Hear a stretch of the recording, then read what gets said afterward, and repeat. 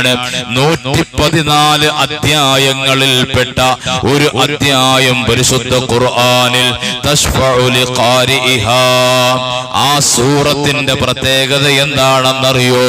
ആ സൂറത്ത് ഇങ്ങനെ ഓതിക്കൊണ്ടിരിക്കുമ്പോ അത് ഓതുന്ന വ്യക്തിക്ക് വേണ്ടിയിട്ട് ആ സൂറത്ത് പടച്ചവനോട് ശഫാഅത്ത് ചെയ്യുന്നതാണ്.